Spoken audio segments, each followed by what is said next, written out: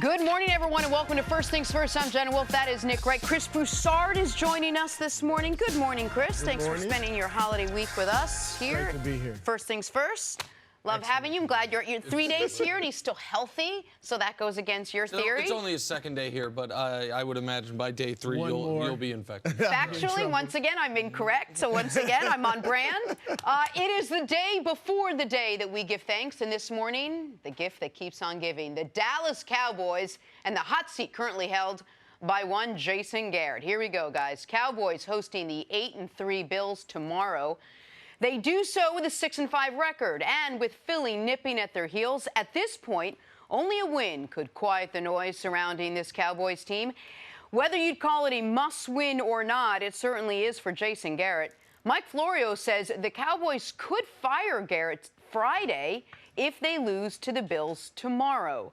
So, Nick, is Jason Garrett coaching for his job on Thanksgiving Day? He should be. And it's been something over the last few years of a fool's errand to try to fully anticipate what Jerry Jones was going to do. You would have imagined that if Jerry Jones didn't fire Jason Garrett after the 9-7 season, after the disappointment of 13-3, didn't fire Jason Garrett after the 3-5 start last year, that when they rally, when they win 7 of 8 and then win a playoff game, that I would have anticipated then he would have given Jason Garrett a contract extension. He didn't do that. He didn't. So when I have expected him to zig, he has zagged very often.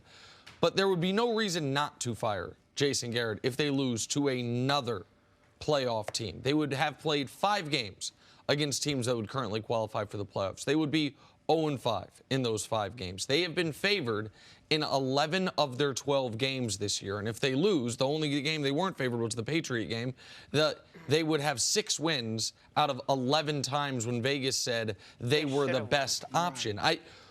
What is the other most underachieving team in football? The Browns? We've talked about the Falcons are maybe a mess. The Rams a little bit. Sure, maybe the Rams. With the Rams, I think maybe with the Rams, I don't look at them quite as underachieving because I anticipated the struggles they've had, and so much of that is tied to the quarterback. For the Browns, as bad as Freddie Kitchens has been, so much of that is tied to Baker Mayfield's turnovers. The Cowboys quarterback, Chris, has been awesome.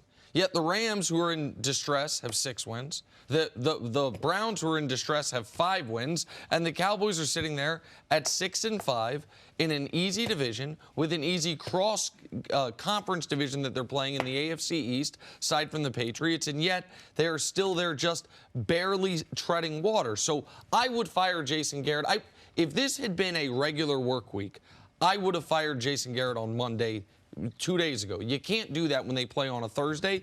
If they lose as touchdown favorites at home on Thanksgiving to Josh Allen and the Buffalo Bills, even though the Bills are a good team this year, to me, that would be the final straw.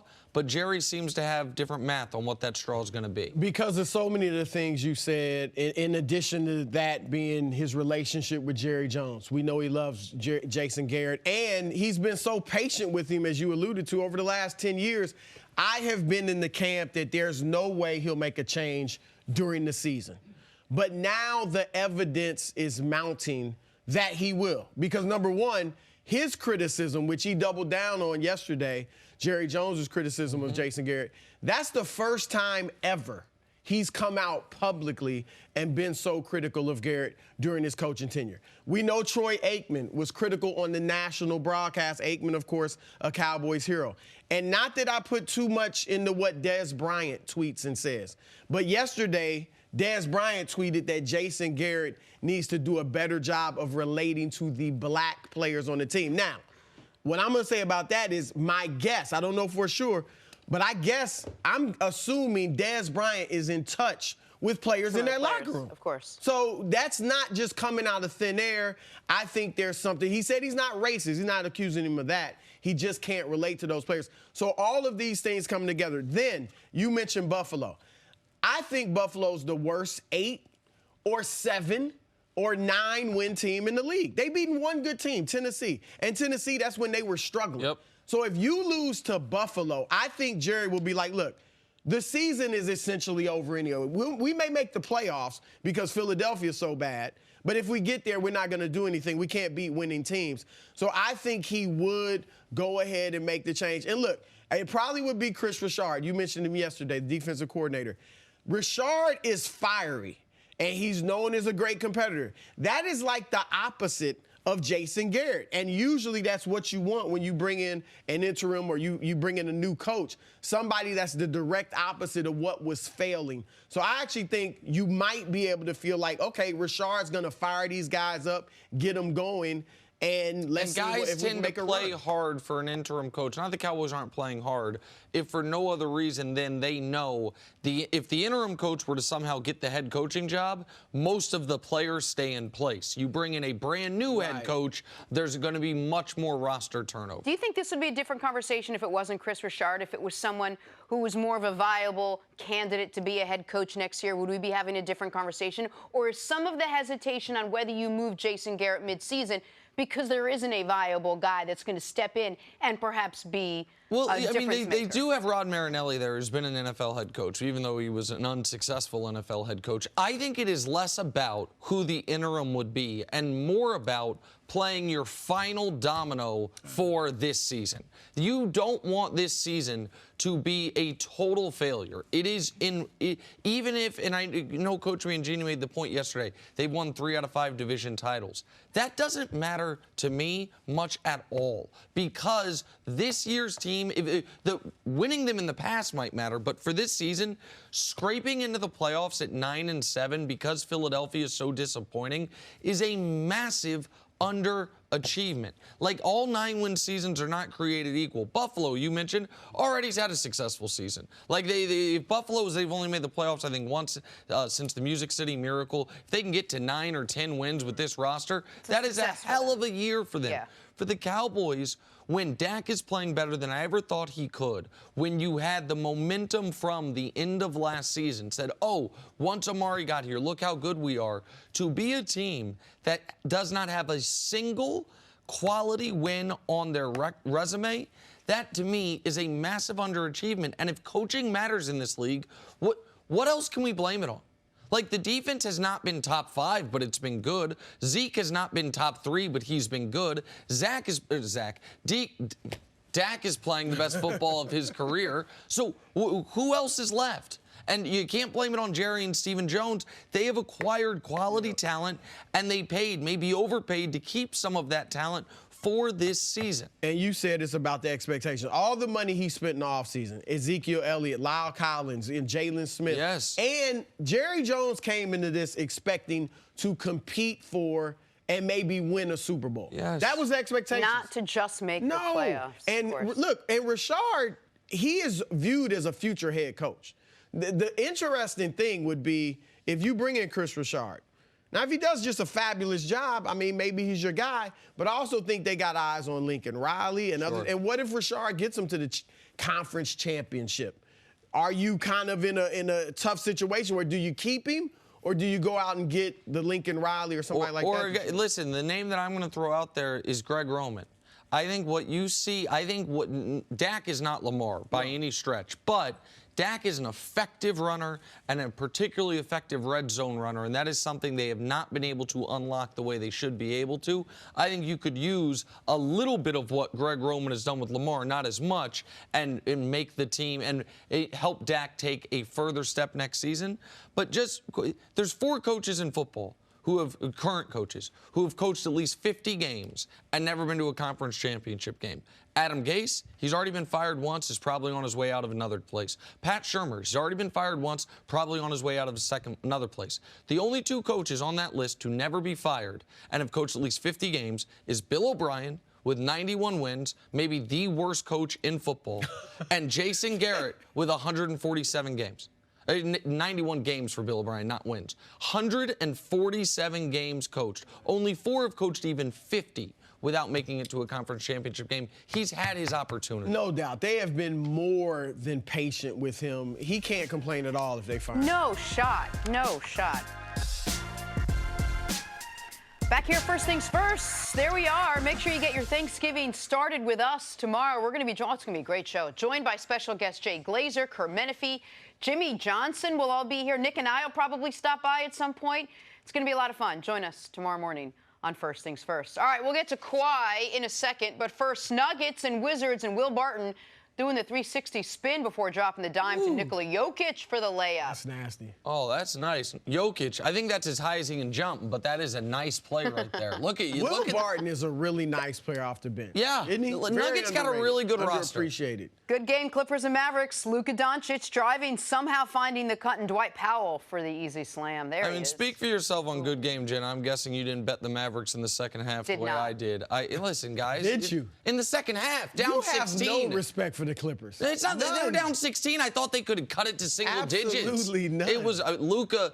Tough night for Luka. Good thing he got to the free throw line because aside from that, he had a tough evening. More from this one. Patrick Beverley, leading the break, finds a trailing Paul George for the big one-handed slam. Fourth best player on the Clippers, Patrick Beverley, to the best player on the Clippers, Paul George. Look at that. Go get it, young fella.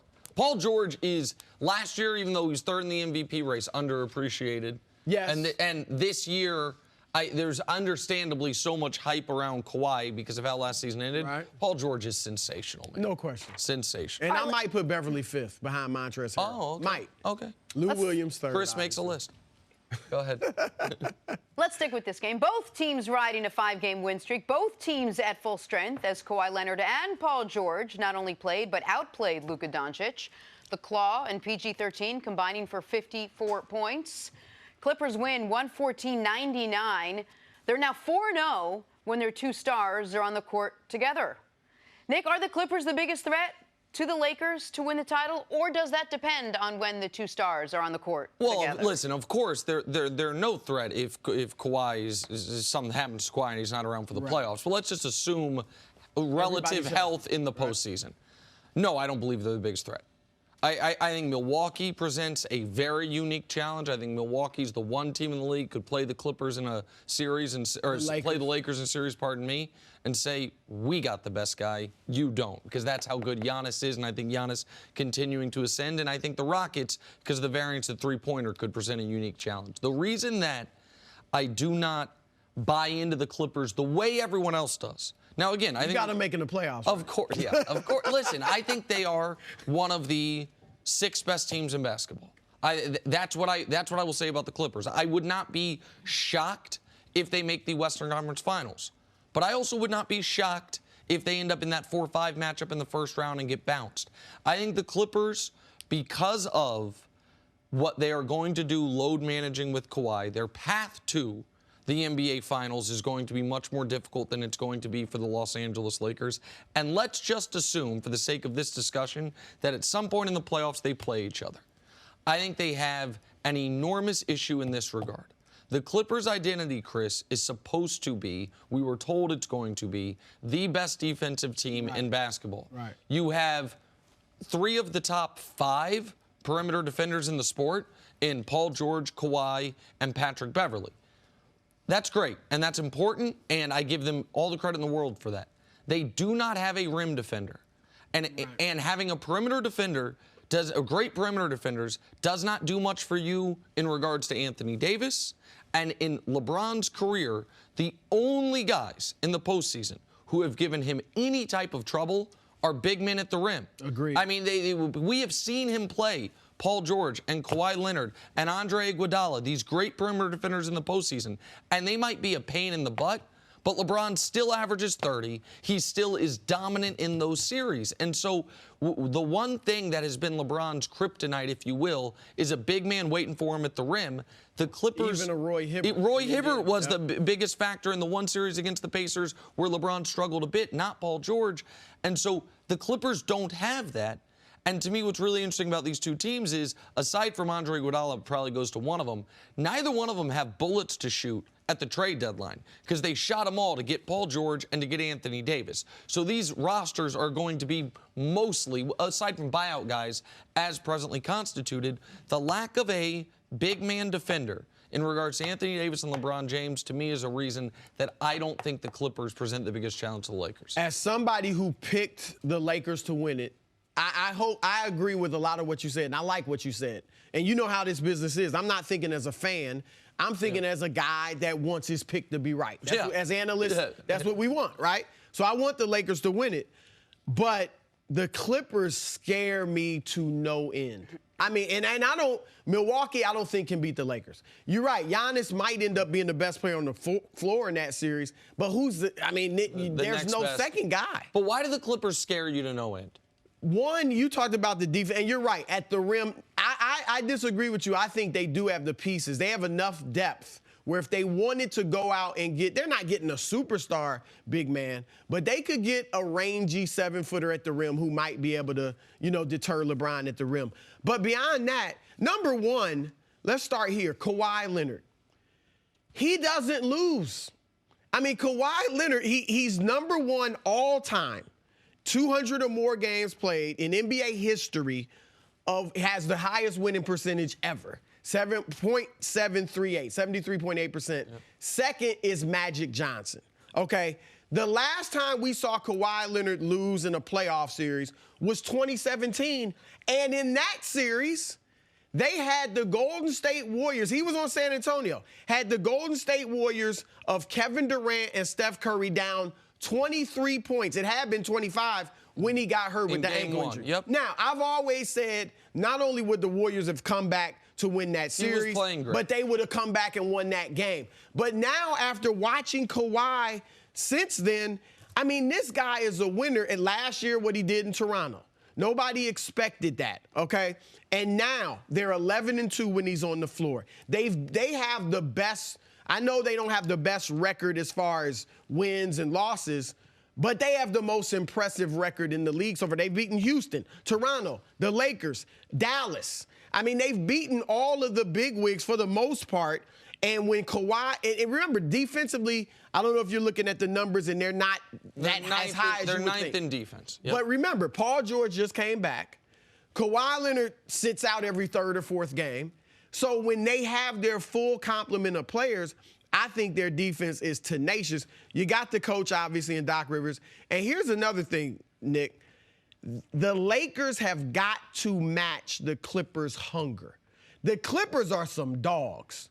From Kawhi, Paul George somewhat, but Montrezl Harrell, Patrick Beverley. Now, the Lakers do have Avery Bradley, Danny Green, for sure, and Rajon Rondo. They're dogs.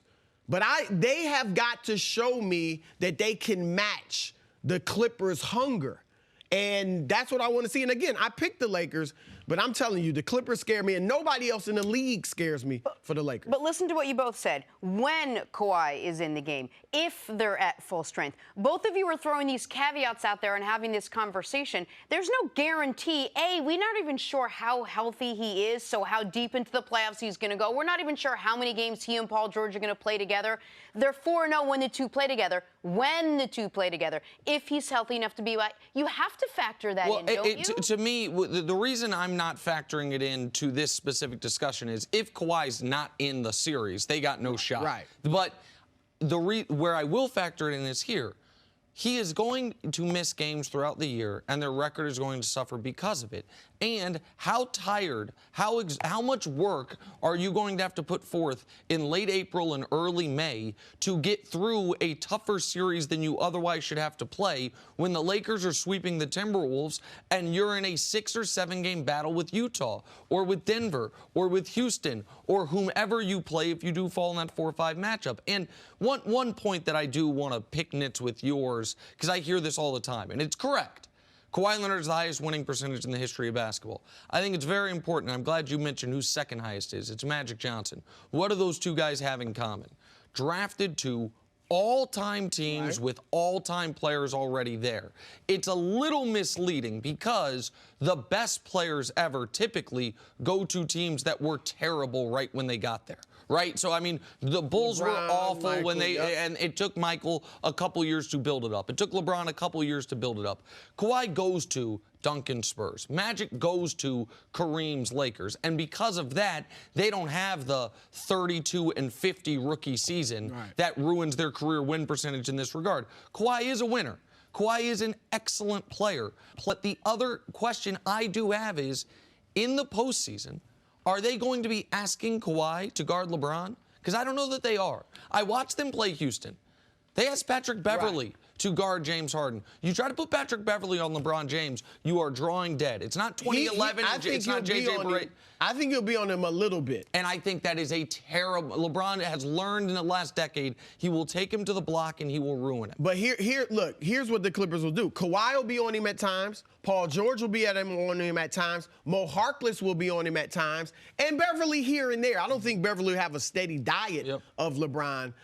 And I don't know about if LeBron's going to take him in the post consistently because that's not their offense. Sure. And the last thing you want to do is get out of what you do well because of the way they're guarding you. I want to see who they have to guard Anthony Davis. I think come the postseason, Anthony Davis needs to get more down low. He's doing a lot of stuff on the perimeter right now, which I understand. If he gets down low more in the postseason when they play him at the center more, I don't think the Clippers have an answer for that matchup right there, at least as presently possible.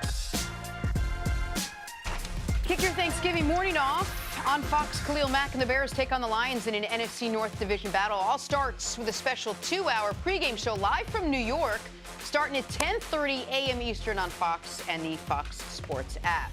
That'll be fun.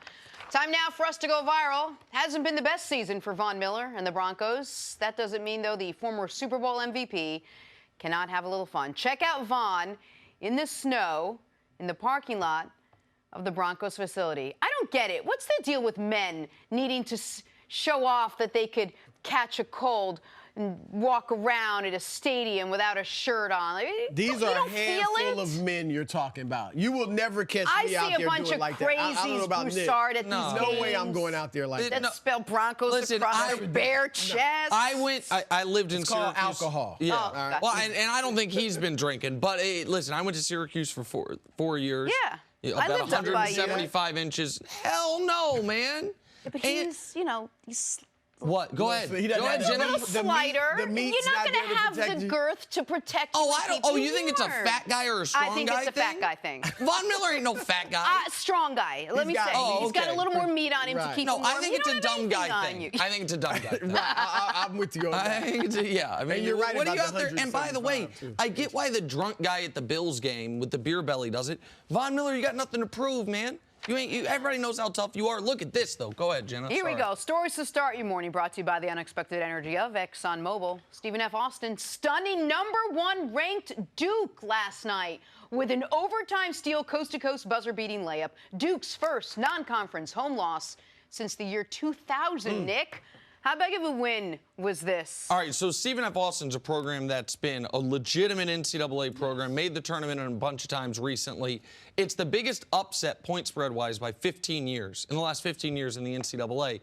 But I feel like, Chris, you're going to see more instances similar to this, where the small school that's got a bunch of 3- and 4-year guys gets, especially early in the year, a game against a program like Evansville against Kentucky, where you have so much turnover. These guys have been playing together for 1,000 days. These other guys have been playing together for 40 days, and you can have an upset like this. Not that anyone expected them to win this game, but in the modern college basketball, it's not that shocking, and you got to be so happy for the kids at Stephen F. Austin. I totally agree with you. Stephen F. Austin starts 3 seniors, 2 juniors. Duke starts 4 freshmen and 1 sophomore. So, no, I agree. And this is actually good. Just like I said, when Kentucky lost to Evansville, this was good for them. Calipari can use that all year. Same with Krzyzewski. You can use this all season long now to get your young, blue-chip, all-American guys who are one and done to know that they're not too good to be beaten by anybody.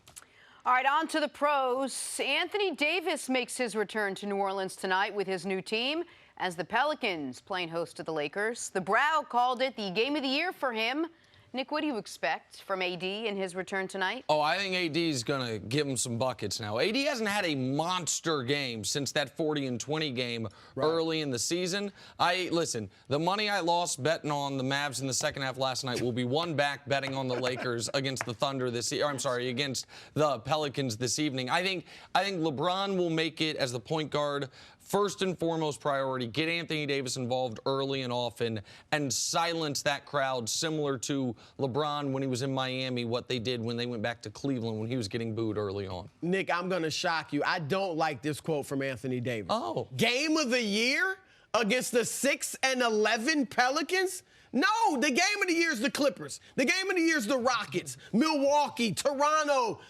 Please throw Boston in there. Boston, whoever, Denver, Boston, Utah. The Pelicans? No. Your history there isn't big time and great. You didn't take them deep. Look, I get it. You want to go put something on them. You probably will. But no, you got to start thinking like a champion.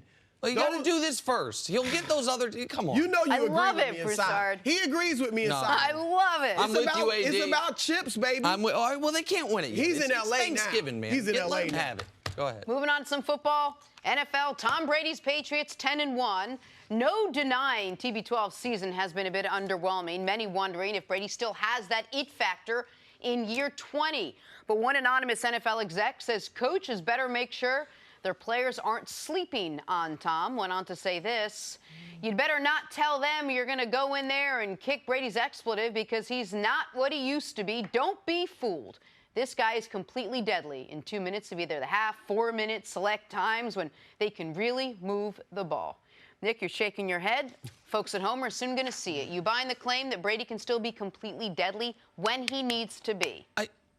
I understand that Tom Brady has, for 2 decades, instilled a righteous amount of fear in the opposition, especially if it is a close game late and Tom Brady has the ball. And I would be lying if I didn't say, as a fan of a different team, as a Chiefs fan, that just last season, when the Chiefs just needed one stop to go to the Super Bowl in overtime, but Brady had the ball, and it was 3rd and 10, 3rd and 10, 3rd and 10. I never felt comfortable. And it's part because of the Chiefs' defense, but mostly because the greatest of all time had the football. But he isn't even the guy he was this past January, much less the guy he was over the last 2 decades.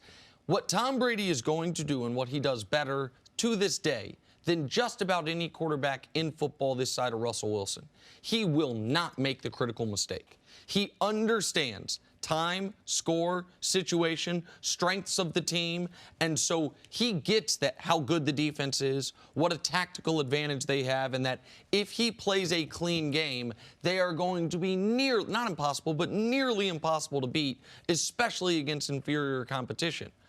But do I fear that Tom Brady is going to drive the ball 85 yards for a game-winning touchdown? Not in 2019, I don't. In the last month, they have three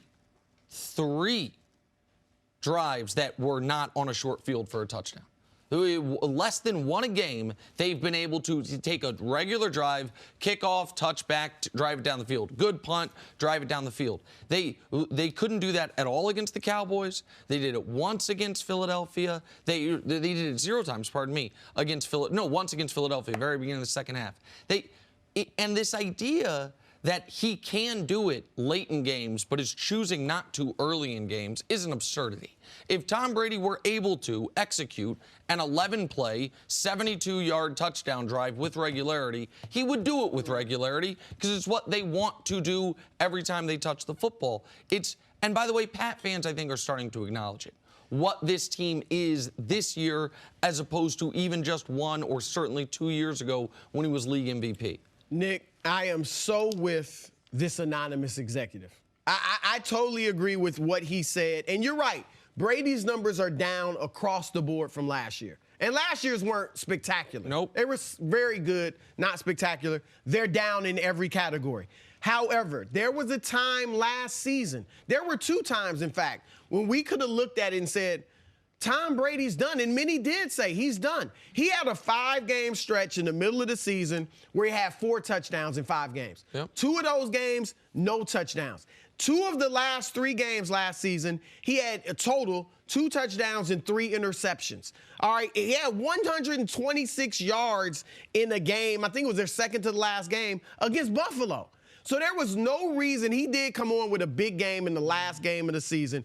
But there was really no reason to believe going into the playoffs that Tom Brady could do what he did. Heck, you mentioned the game against Kansas City, the AFC Championship. In that game, he didn't look that great. Threw for a lot of yards, but had 1 TD, 2 interceptions. And threw a pick that was waved off that could have ended the game. But I don't remember that. It was waved. It didn't happen. All right? But what happens in overtime? When the chips are on when everything's up, has to be delivered, he completes 4 passes for 60 yards, a terrific pass to Gronk, He looked like a different quarterback in that stretch. So I do believe in Tom Brady until I'm proven otherwise. And I also like that N'Keal Harry and Mohamed Sanu. Now, Harry's back.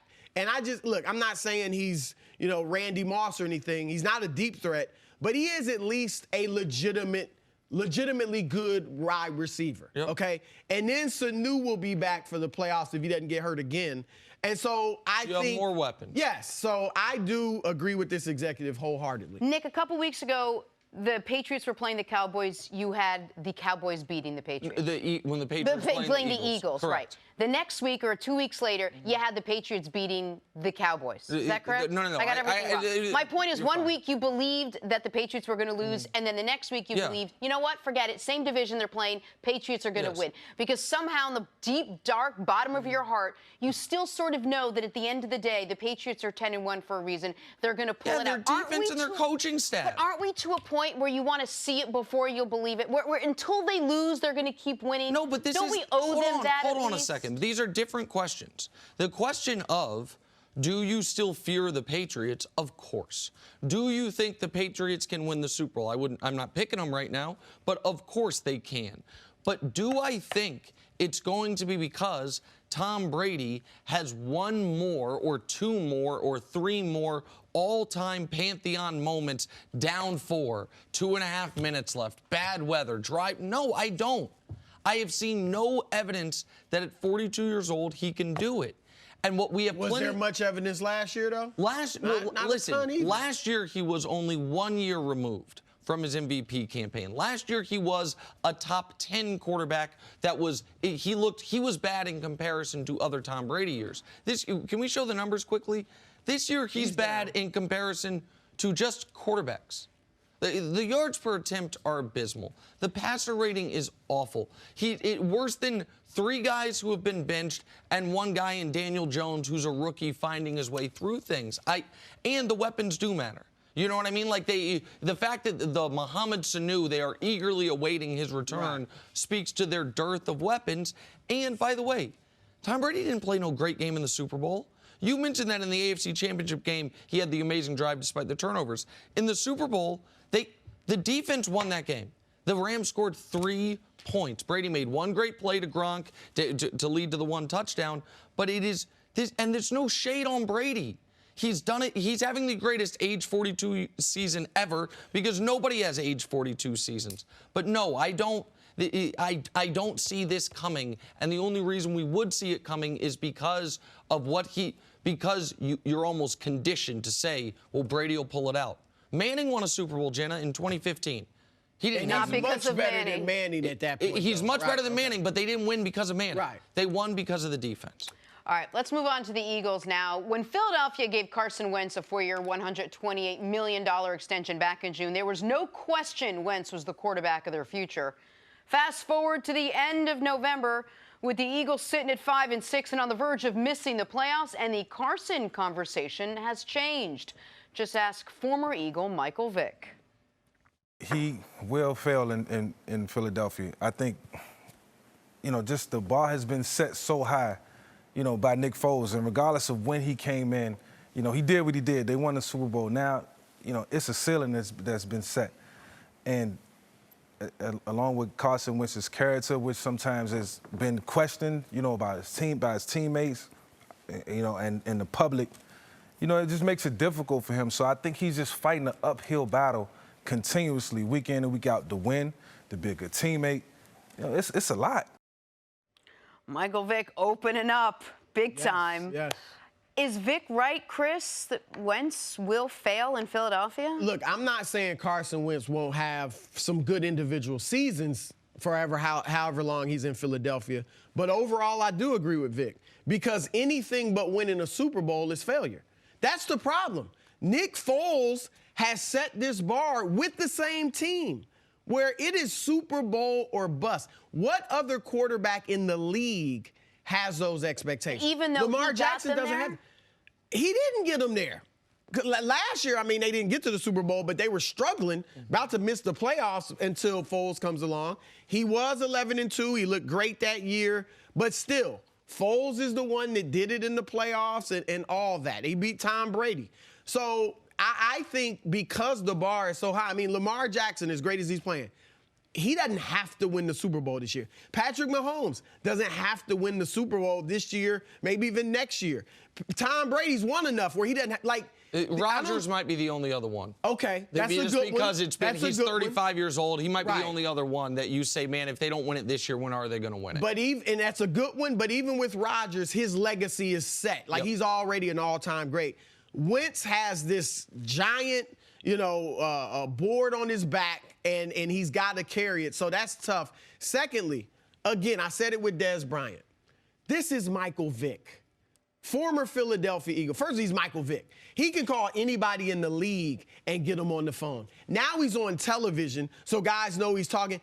Just like I said about Dez Bryant, Michael Vick is probably talking to guys in that locker room. So when he says, he's got the issues in the locker room, some guys are questioning his character, he's not just going off the reports. I don't think. He's hearing things. Right. I haven't talked to Vick. He hasn't told me this, but you know who he is. He's probably getting this from players. I mean, we know they built a shrine to Nick Foles and all that. So look, you can handle criticism from the outside, from us on a show like this or other debate shows or even opponents.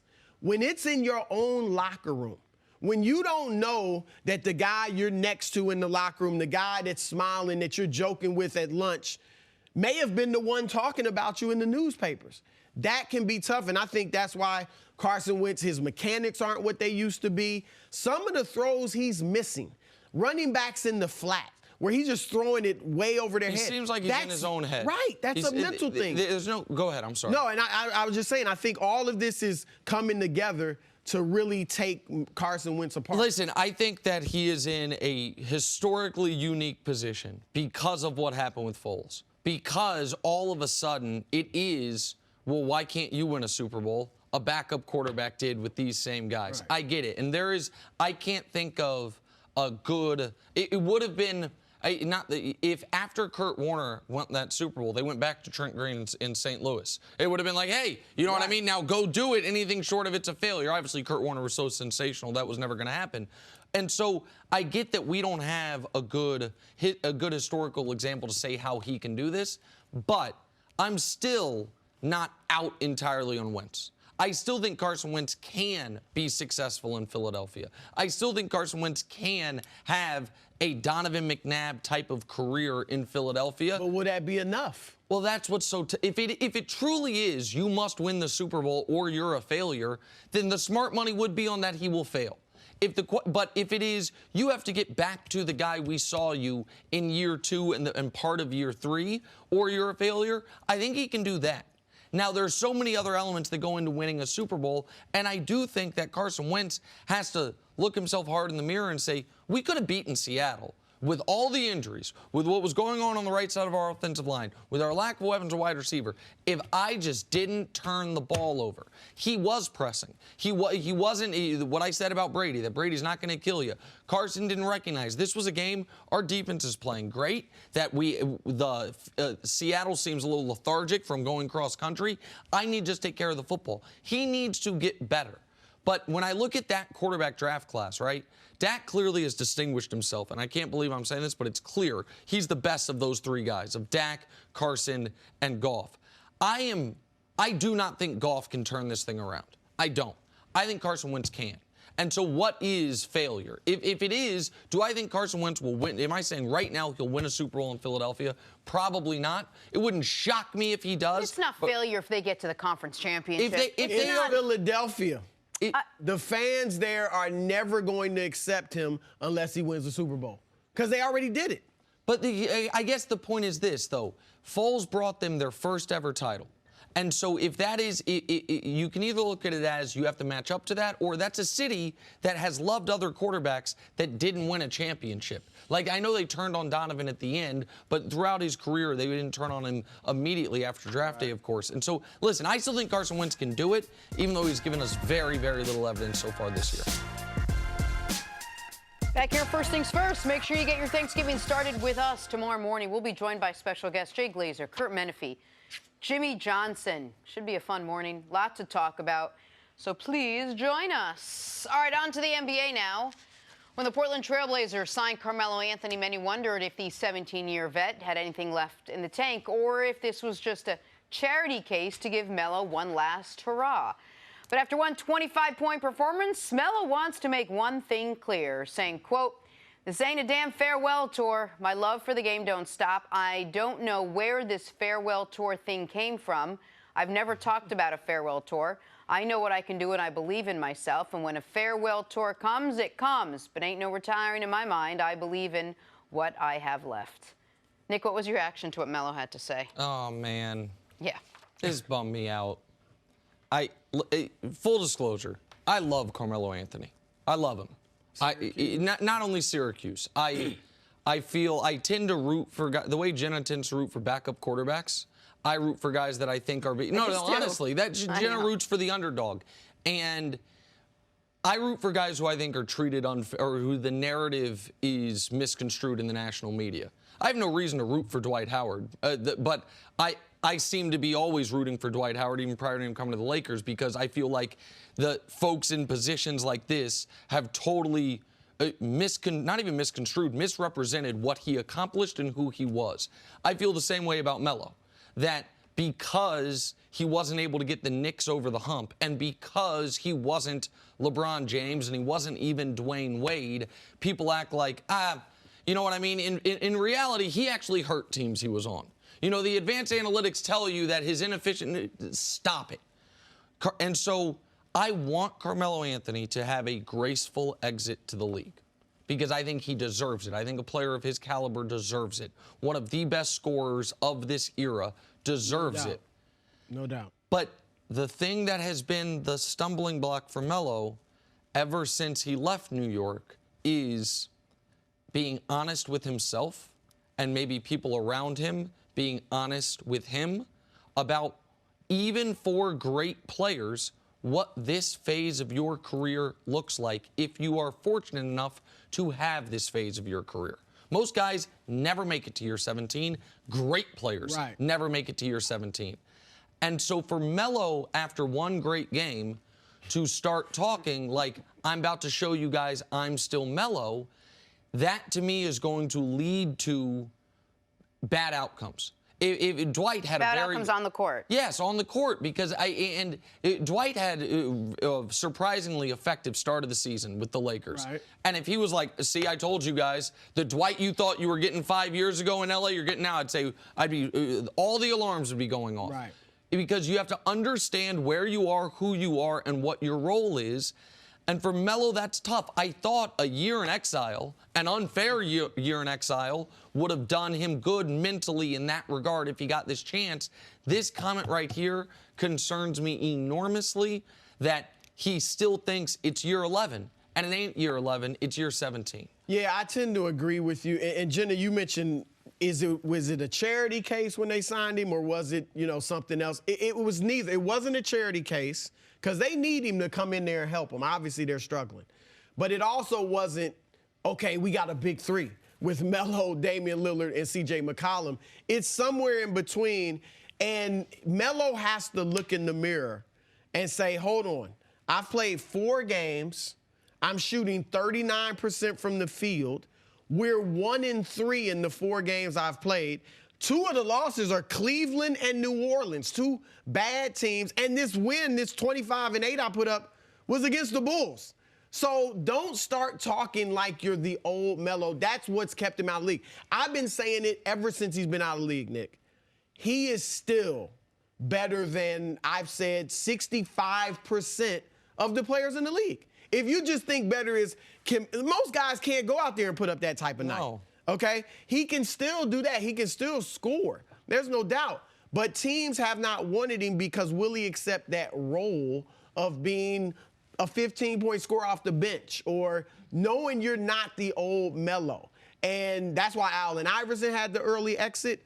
And that is why Melo was Vince Carter can play to year 22. Exactly. Because he knows exactly where he is, who he is, and is not trying to still be You know what I mean? The highest flyer, best scorer in basketball like he once was. And Carmelo Anthony might not even have been in this position if that was the approach that he would have accepted when he was with Houston.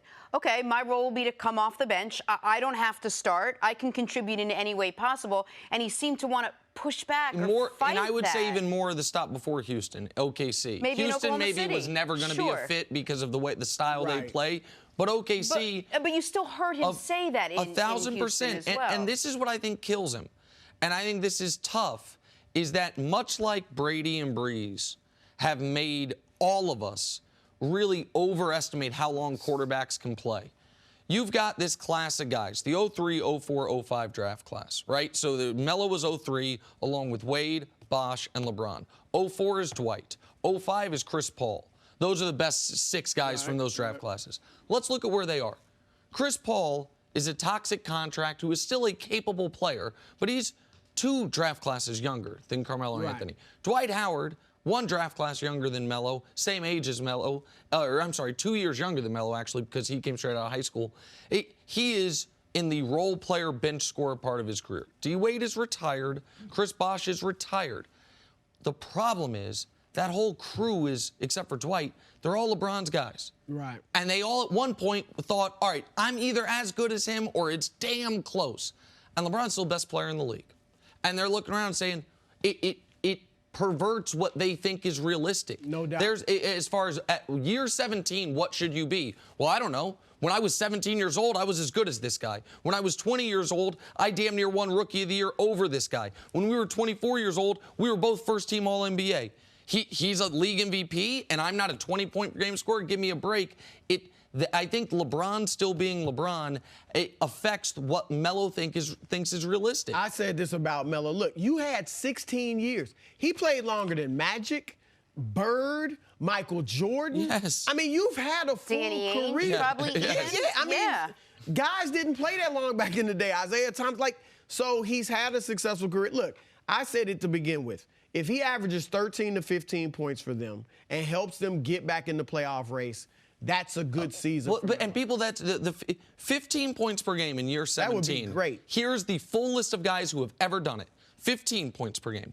Kobe, Dirk, Duncan, Kevin Garnett, Shaq, both Malones, Karl and Moses, Kareem, and LeBron's going to do it.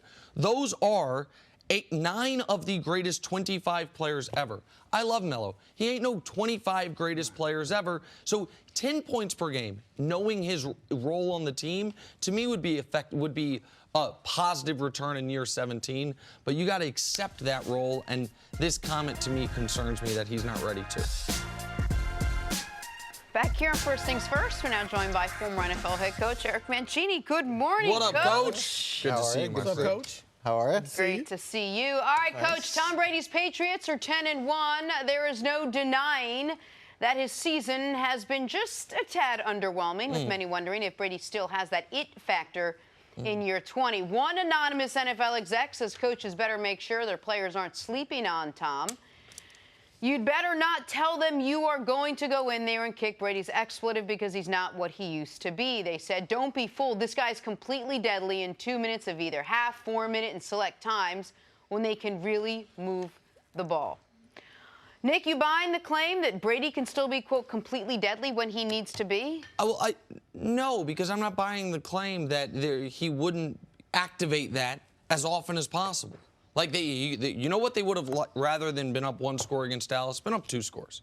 You know what they'd rather have been, instead of needing a block punt to beat Buffalo? To have another touchdown drive and be able to ease it off. Against Philadelphia, to be only up 7.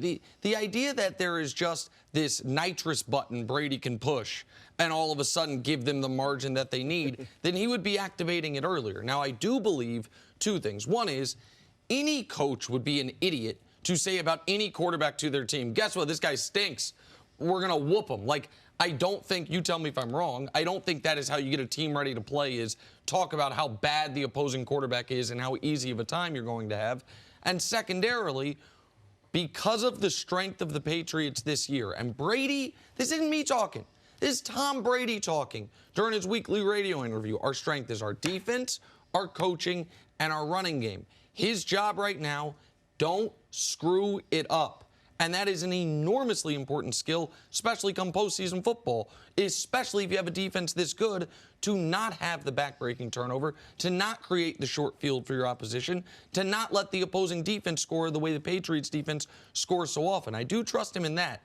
But right now, do I trust Tom Brady down 10 in a playoff setting against a good team to all of a sudden become Tom Brady of 2007 or even 2017? Absolutely not.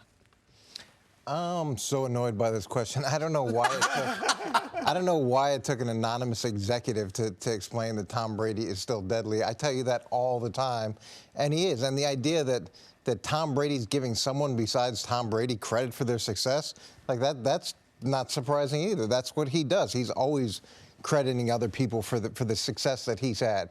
And here's what I'll say about those core situations. Well, actually, to another point, some coaches do talk down other quarterbacks or offenses, and part of that is trying to build confidence in your unit that you can be successful against it. So that does come into play a little bit.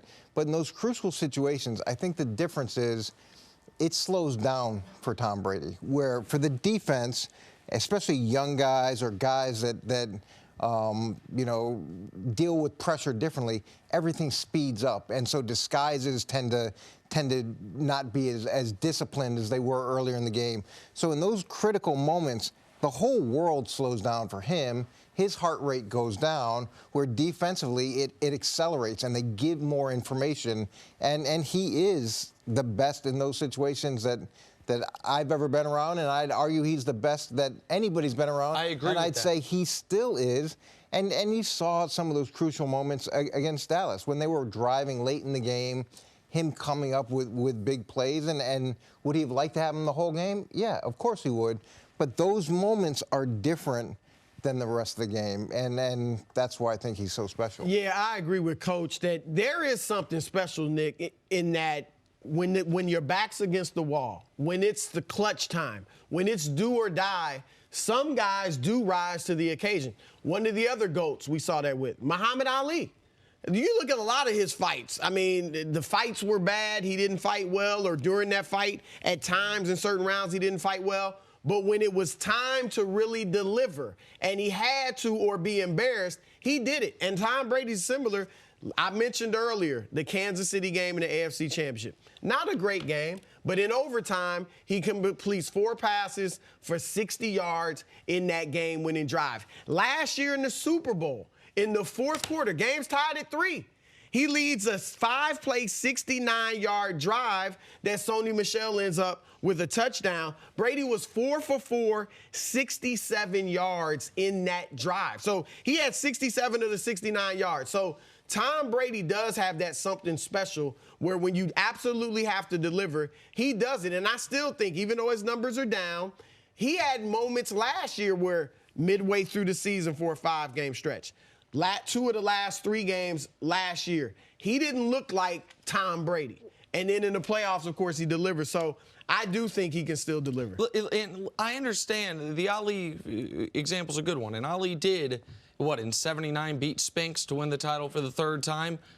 But then he lost it, and then he wasn't the same guy. And at some point, you're the greatest ever, but you're not even close to the greatest right now.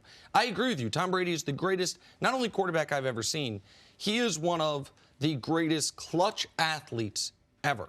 To me, there is no denial of that. And anyone that would come on television and say that's not true is lying or hasn't watched football the last 20 years.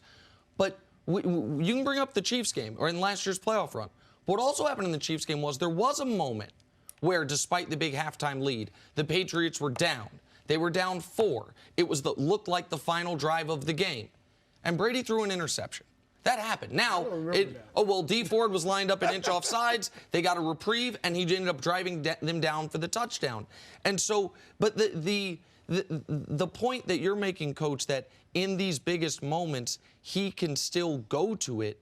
At some point, he can't, right? He's not going to play till he's 50. At some point, that will no longer be there. And the evidence for this season is we are already at that point. But, Nick, you said it yourself. There's some there's some part of Tom Brady that's about self-preservation in the regular season. He's not going to take a big hit. He knows that he is the catalyst to them actually winning in the postseason. And if he's not healthy, there is no amount of play that the defense could go out there and put forth that they would actually be able to carry them.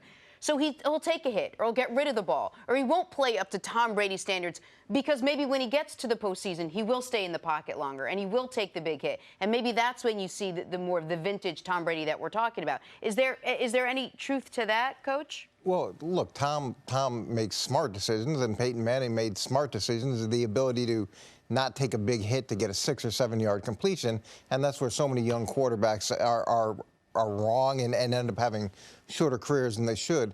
I think the other thing that happens in those moments late in the game, late in the half or late in the game, is that during the course of the game, you may see something different defensively. They may be disguising, they may have different fronts or coverages, so he's gathering that information. And as the game moves on, whether it's the end of the half or the end of the game, he's got that information now. And now he knows the answers, where other quarterbacks, they're not processing as it goes the same way that he is. And with his wealth of experience, he's able to build on that clutch gene that he already has. All right. We will leave it there. No doubt we will be talking about this throughout the 2019 course of this season might be Trevor Burbick to Tom Brady's Muhammad Ali. Check out the big noon Saturday game of the week as number 1 Ohio State battles number 13 Michigan. Starts Saturday strong, 10 Eastern, with a special 2-hour big noon kickoff pregame show live from the Big House. Catch it all on Fox and the Fox Sports app. All right, we'll get to Kawhi versus Luka in just a second. But first, Nuggets and Wizards. Will Barton doing the 360 before dropping that dime there to Nikola Jokic. That's nice. He's usually known for his scoring, but that's a beautiful pass. It's a beautiful. Usually you'd see this the other way. Or Jokic with the fancy pass, Right. Barton with the finish. Right. Clippers Mavs. Patrick Beverly leading the break to Paul George for the big slam. I feel like you like Paul George better than Kawhi. I Probably like guys just that I know are going to show up to work. Little shot. And I've seen, thus far this year, even though Paul George missed the beginning, he's been more impressive. To me, Paul George has been more impressive. Bakersfield, Sam Houston State. Roadrunners forward. Justin McCall rises and destroys the win with a nasty putback. Get up, young fella. Yeah, that's nice. And I mean, that's a true vertical, basically. He's in like box out stance. Then he gets up, gets his head to the rim. I wonder how tall that guy is. It's a great play. 6'7.5". Play a little take I your just pick. made that up. Eyeballed it. Yeah, let's go, Jenna. Kawhi Leonard dropping 28 in the Clippers win last night, while Luka Doncic's 22, 8, and 6 wasn't enough in the Mavericks' losing effort. So which player would you rather have on your team right now, Kawhi or Luka? Broussard, take your pick. I can't believe this is even a question. As much as I love Luka, I love Luka. I think he's the new version of Larry Bird. All right? I think he is going to be in the conversation for best player in the world in a few years, okay? And some might throw him in there now. I wouldn't go that far. But Kawhi Leonard, no question. Like I said, Kawhi Leonard, we haven't seen him lose a playoff series since 2017. Now, I know obviously he didn't play in 2018, but still, he led a team to the championship last year that nobody thought would win it. They're 11-2 with him this year. His mid-range game, and I'm glad he's doing it in the mid-range because so many people, they either want the three or the drive to the basket now. He is a mid-range assassin without question, Kawhi Leonard. The reason guys don't want to focus on the mid-range is because they don't want to shoot 44% like Kawhi's shooting this year or 31% from three. I can't believe it's a question either. Luka? Luka. Oh, my gosh. Listen, I'm just going to go with the guy who's averaging more points, more rebounds, more assists, has been better throughout the year, whose team has nearly the same record despite having far inferior talent. And who plays every night? And who plays every night. I'm just going to go with Luka. Okay, let me ask you this, Nick. Can Luka, you said yesterday, it's about winning championships. It's part of it. Yes, absolutely. Yes. Luka, there's no way Luka's leading them to a championship this year. No, they're not winning the title this year. But the question is, who would I rather have right now? So right now, this moment, Kawhi doesn't come with all his friends. Kawhi, do I think the Clippers would be better right now, this moment? If you could have Luka Doncic in place of Kawhi, I do. Oh. I do. Oh. You Paul George, listen, you got Paul George to be the veteran leader on the team. Those other guys. George is a number 2. And by the way, he's a number 2. He's a great one. He's a number 2. You said he's a modern day Larry Bird. No. Luka Larry is a great example. I shouldn't have said no. But Luka, to me, he's the closest thing we have seen, I can't believe I'm saying this, to LeBron ever. All right, we got a whole season to debate this.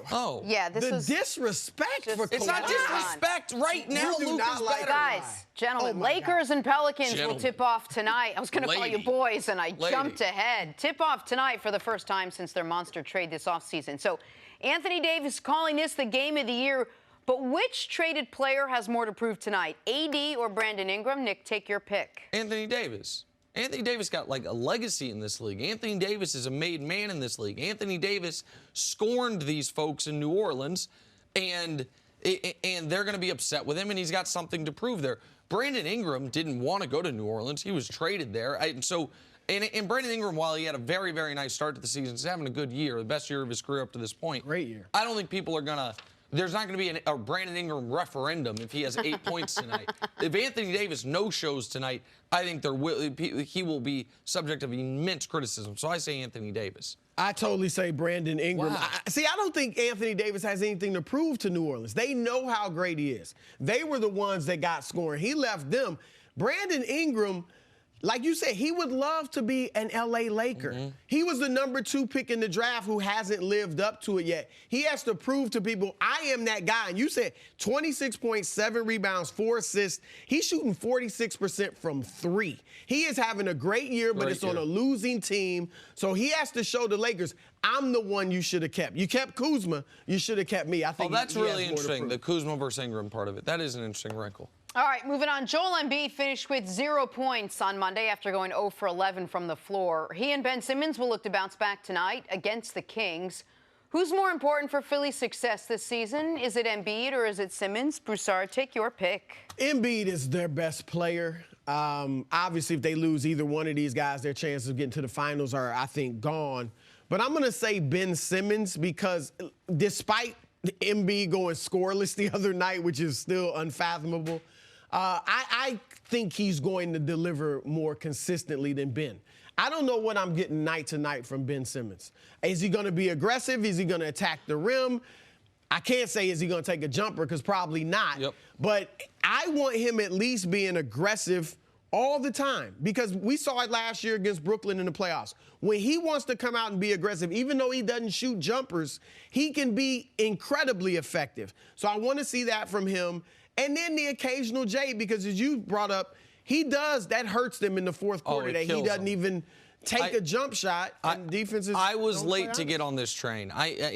I'm done believing that Ben Simmons is going to take the leap he should have taken after his first year in the league. He's had plenty of opportunities. To me, Philly's got one path to being what they have to be this year, or it's a total failure, which is a minimum of a conference finalist. And that is Embiid playing like a league MVP, or at least a candidate. So to me, the answer is Joel Embiid, because I know what Ben Simmons is, and I don't think he's going to go through some transformation midseason. Not that I'm saying you do, but I also know that Embiid, 25 and 11 for Embiid is underachieving. He should, in that conference in particular, right. But, I mean, there's no reason Joel Embiid shouldn't be around 30 points, 13 rebounds, a couple blocks per game if he's going to take that next step from fringe superstar to MVP candidate.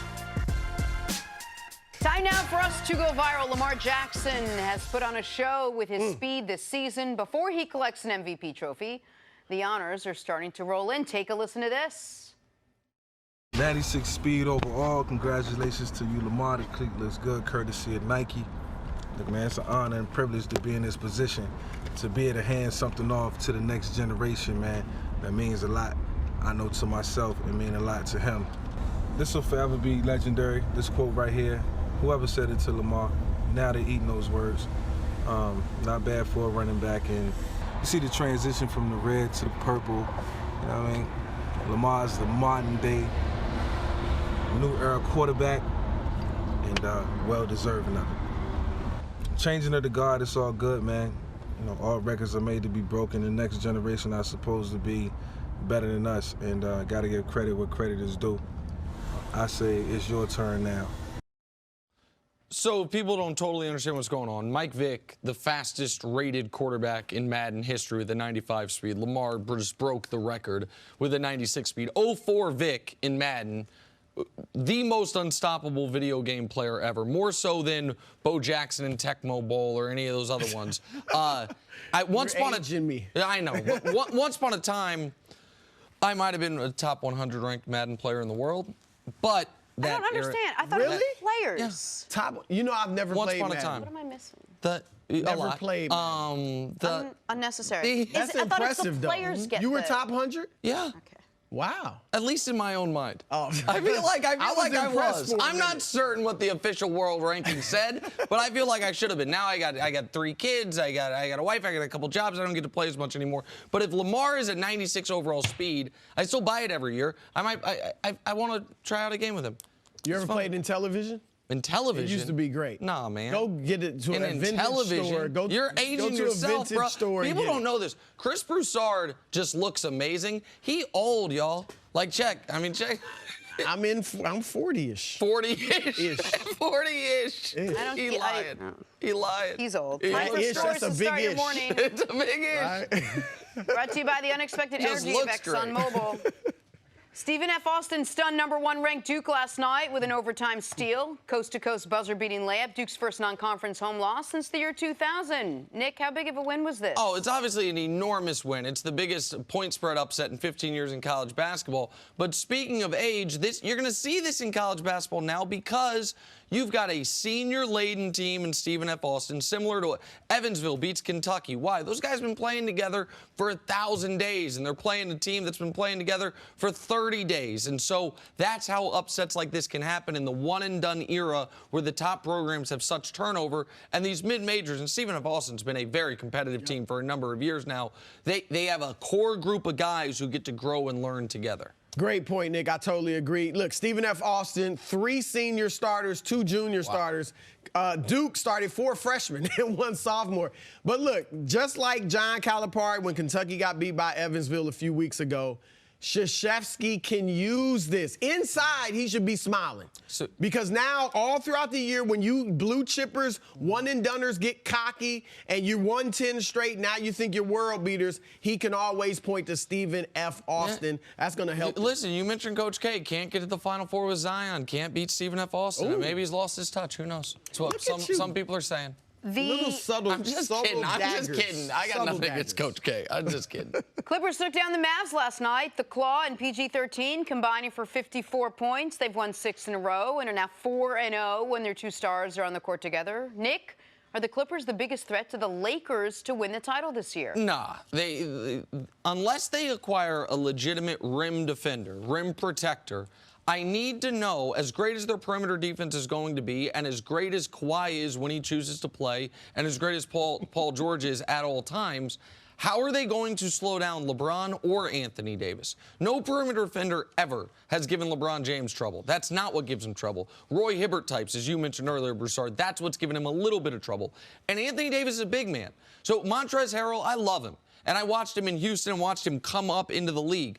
But he's 6 inches shorter than, or 4 inches shorter than Anthony Davis. So I don't think the Clippers match up well with the Lakers, despite the fact they beat them in Game 1 of the year. Yes, 1,000 times yes. It's the Clippers and nobody else. If you pick the Lakers, don't be afraid of Houston, Denver, Utah, Milwaukee, Philadelphia, Boston, Toronto, nobody. It is the Clippers. Kawhi Leonard, that dude doesn't lose. On the wing, they got Leonard. Right, Nick. They're not going to stop LeBron James. But when you throw a steady diet of Kawhi Leonard, Paul George, Mo Harkless, and occasionally the little pit bull, Pat Beverly, that can slow him down. And AD might go off, but do we know if AD can carry a team in the playoffs as the lead guy? No, I don't think so. But Okay, LeBron can be the lead guy. All right, I'm with you. I picked the you Lakers. picked the Lakers I'm as just well. saying the Clippers frighten me, man. They Don't be frighten me. scared, bro. On to the NFL now. When the Rams gave Jared Goff a 4-year, $134 million extension this offseason with a record $110 million guaranteed, it left some scratching their heads, including my partner over here. Well, with the Rams now at 6-5 and on the verge of missing the playoffs, my partner is starting to look pretty smart, Nick. even Goff himself knows there has been plenty of factors that have led to his struggles. There's a multitude of reasons. I think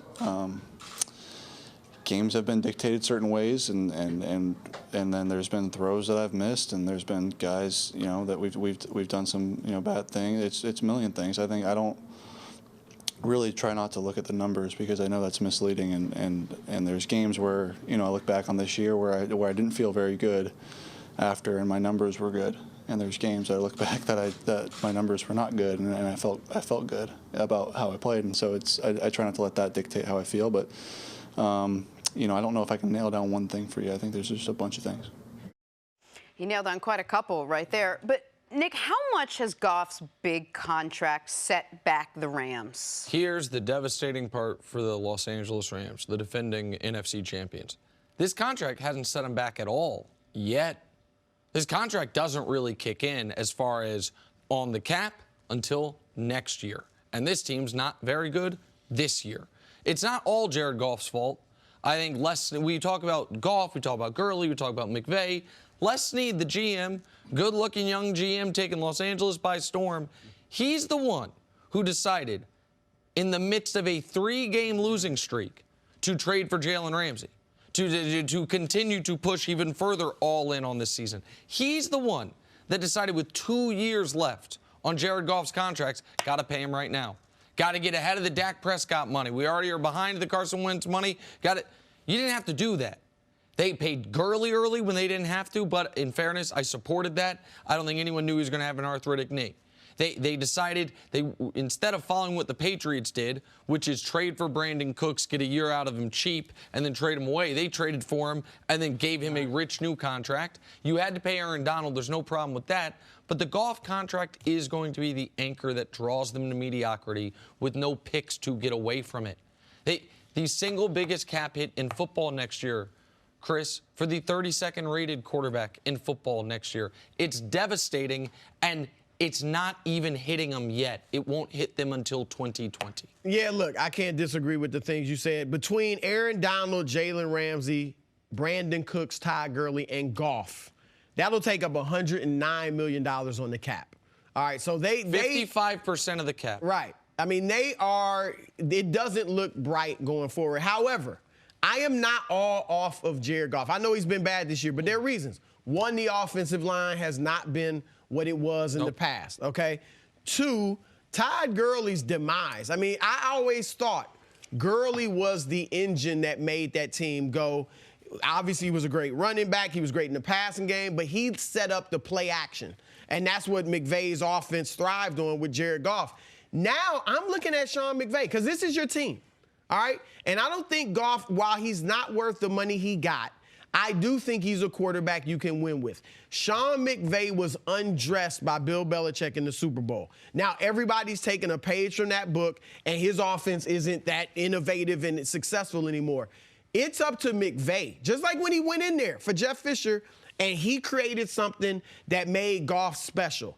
He's got to do it again. So now I want to see, is McVay really the golden boy?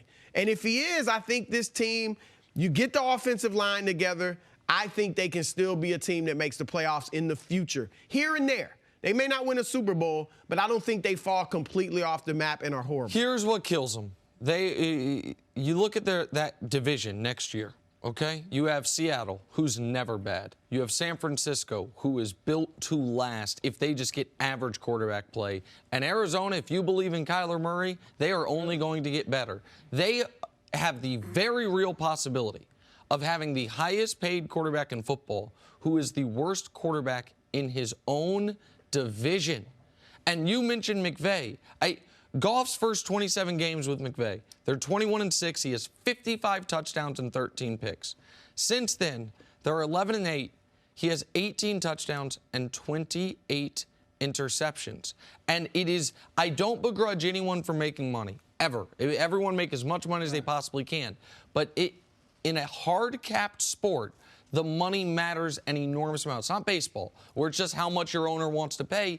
And show the Rams offense. And just ask yourself, are they getting value? That's the cap hits next year. Highest in the NFL for Goff. He's 32nd rated passer. Gurley, highest among all running backs next year. He's 28th in rushing yards. Cooks, 5th highest among wide receivers next year. He's 61st in receiving yards. And because they pushed even further in with Jalen Ramsey, Jenna, they don't have picks. Right. It's not just that first-round picks are infusions of talent. They are cost-controlled. They are cheap talent for 5 years if you don't pay them early. Now, Gurley and Goff, their last 2 first-round picks, they paid early, so they were only cheap for 3 years. I just don't see a way to get from here to there for the Los Angeles Rams. And 2 out of the 3 people you showed in there, Cooks and Gurley, are both sort of one with concussions and one with that knee, are both riddled with injuries. You don't even know what you're going to get moving forward with them. Back here with Coach Mangie, let's talk about the Philadelphia Eagles. When Philly gave Carson Wentz that 4-year, $128 million extension back in June, there was no question Wentz was the quarterback of their future. But fast forward to the end of November, with the Eagles now sitting at 5-6 and on the verge of missing the playoffs, and that Carson conversation has changed. Just ask former Eagle Michael Vick. He will fail in Philadelphia. I think, just the bar has been set so high, by Nick Foles. And regardless of when he came in, he did what he did. They won the Super Bowl. Now, it's a ceiling that's been set. And along with Carson Wentz's character, which sometimes has been questioned, by his team, by his teammates, and the public, it just makes it difficult for him. So I think he's just fighting an uphill battle continuously, week in and week out, to win, to be a good teammate. It's a lot. What do you think, Nick? Is Michael Vick right? You think Carson Wentz fails in Philadelphia? Well, I guess we got to define failure. If failure is anything short of winning a Super Bowl like Nick Foles did, then yeah, I would say I think smart money is on that Carson Wentz probably doesn't win a Super Bowl. The vast majority of quarterbacks don't win a Super Bowl, even really good ones. And I still think Carson Wentz can turn his career back in the direction it was headed after year 2. I don't know if he'll ever be the leading MVP candidate again, but I do think he has the tools. I do think you watch him, not only his escapability, but his big throw ability, the measurables, all those things. I say this should be one of the top 8-9 quarterbacks in football year in, year out. Not that dissimilar, even though they're very different stylistically, to Donovan McNabb, who was never really, I don't think there was a year where Donovan was the best quarterback in the NFL, but his better years, he was in the top 5. He was in the discussion. They were a perennial playoff team. Now, they never got over the hump, but they got to a Super Bowl. I wouldn't consider McNabb a failure in Philadelphia. And if Nick Foles just hadn't beaten the Patriots, then no one would be considering it Super Bowl or bust for Carson Wentz. So it depends on how you evaluate it. We just talked about Jared Goff. I don't think Jared Goff is going to be a high-level quarterback in this league. I do think Carson Wentz can be, but I know this speaks to something Coach has been preaching as long as I've known him, which is we anoint these guys too early. Wentz was anointed after year 2, having played 0 playoff games, and now all of a sudden the fall to earth has been harsh and stark. Yeah, are we considering Nick Foles' career a success? Is that a success? In Philadelphia. Well, okay, he really came in after Carson went 11-2, Yeah. and what he did was incredible. But is his whole career successful or not successful? I don't know how you judge his body of work. I think Carson Wentz has a chance to make Philadelphia competitive every single year. And look, if he fails, then Doug Peterson fails, and they're tied together, and it'll eventually turn into regime change. But you look at this year, Philly's had a lot of problems on a lot of different levels. They've had problems on the defensive line. They've had problems in terms of identifying their defensive philosophy because of the issues on the defensive line. This past game, you're missing Brandon Brooks, you're missing Lane Johnson, you're missing the receiving core. He got hit and lost some fumbles, but he's got hit at a very high rate. My issue with Carson Wentz is his ability to stay healthy, because I do think he puts himself in some situations that he shouldn't. But if he can stay healthy, he's got a chance to be a competitive or put that team in a competitive situation every single year. I don't know how he'll do in the playoffs, and that's why I've always had concern of where he is as an elite quarterback. But he's done a lot of really good things that I think we're discounting because of the problems the Eagles have had collectively as opposed to just him. You brought up a great point, Coach, with his health. Okay, he's been injured virtually every year since he was like a freshman in college. Aside from his rookie year, yeah. He's had some type of injury. So that's an issue, even beyond just the way he plays, his style. But I think it doesn't matter what I say, because I agree with you, Nick, in that I think he can become a very good quarterback, like he was, before he got hurt. Like he was 11-2. I think he can do that individually, and I think he can make Philadelphia competitive. But in Philadelphia, of all places, success is a Super Bowl, especially when we saw a backup quarterback win with essentially the same team. So in Philadelphia, where we know, cliche now, they boo Santa Claus. They want a Super Bowl. Nick Foles, no, I don't think his career obviously hasn't been great individually, but in Philadelphia, because he won that Super Bowl, they love him there forever.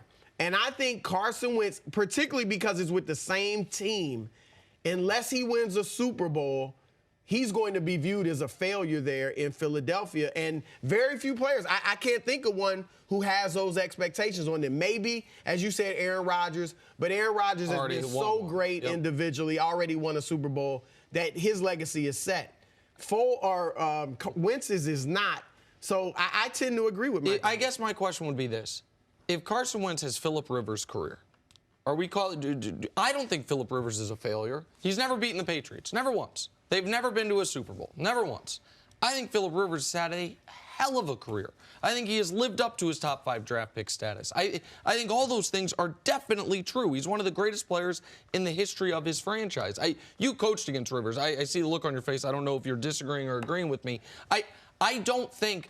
And this is, not to cross sports a little bit, this is one of the reasons that I think an issue the NBA is having right now is at some point the narrative flipped in sports from championships being the most important thing to championships being the only thing that matters at all, don't care about the rest of it.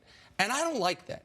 Like, if Carson Wentz has Phillip Rivers' career, and Phillip Rivers is going to be an interesting Hall of Fame candidate, I think he probably gets in. I don't think you can call anyone that is even a fringe Hall of Famer a failure, even if they don't have ultimate success. Obviously, we all agree if they win a Super Bowl at some point, it's not a failure. But even if they don't, I wouldn't consider Carson Wentz's career a failure. Yeah, and I don't see this as being the same team that Philly had when they won the Super Bowl. There has been quite a bit of turnover defensively, and there's been some turnover offensively as well. But part of his success is also going to be his development. The coaches need to continue to develop him, and he'll be part of that process.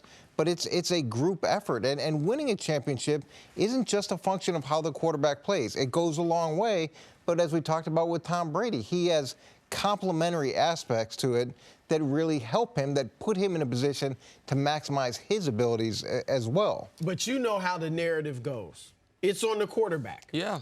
That's what the narrative is. And it's all about context, Nick. You're right. I mean, if Nick Foles had not won that Super Bowl, it's a totally different world. It's totally different. It's about context. And Phillip Rivers did not have to follow in the situation that Drew Brees Carson hadn't Wentz just won a title. That's true. But, I don't consider Matt Ryan or Cam Newton failures in Atlanta or Carolina.